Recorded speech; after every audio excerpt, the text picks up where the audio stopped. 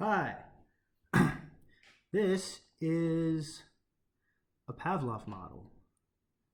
We have some exciting new features in this Pavlov model that I'm really excited about.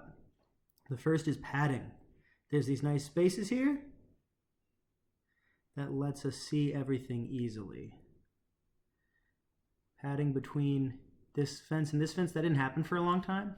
Now with that there, it's really easy to see that this group circled here is HS104, and this one is HS201, and that these all together make up alum, and that alum is a entirely separate group from Jefferson, and that Jefferson HS203-side 2 is a part of the group Jefferson, and it's also more specifically a part of the group HS203. These other three curves are in that same group, and these 11 curves are together in Jefferson. We can compare them. We can look at them like this and see them all separately. We can look at them like this and see them all separately. Wow, fantastic. They are stacked as close together as possible so that there's no wasted space, yet there's still not overlap. If you want to see their names, you can look from the top down.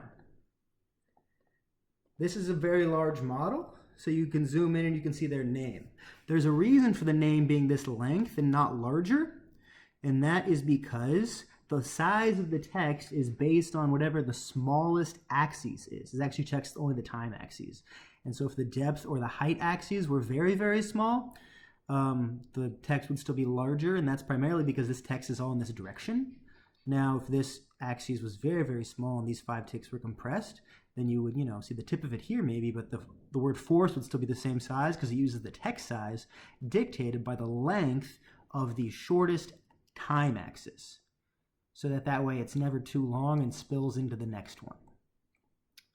And then the group labels for both the group and subgroup, and then the curve. So you have group, subgroup, curve. Those texts, I believe, are 3 times as large, if I'm not mistaken, but it's based on the small one. Great, fantastic. There's still some improvements we can make, like this overlap here. That'd be great if we could move those totally off to the side.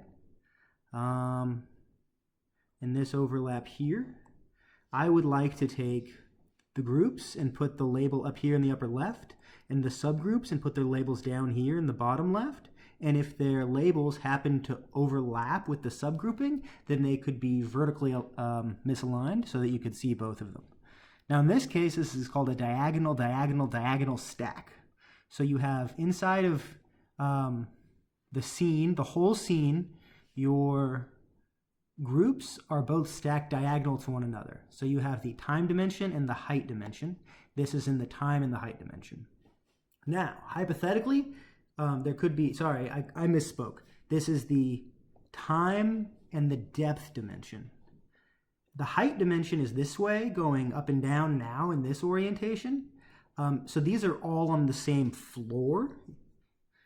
They're all on the first floor.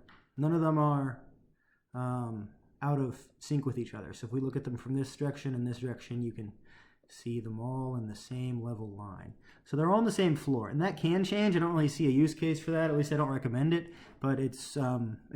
You can do that if you want to. That is allowed by the math. There are some things that aren't allowed by the math that I wish were allowed by the math. One thing is when the stack varies. Let me check my time. We have a minute. When the stack varies, sometimes it is useful to have these things as close to each other as possible. When the stack is something like this, where this is a depth stack, time stack, depth stack. So the groups are depth oriented from each other.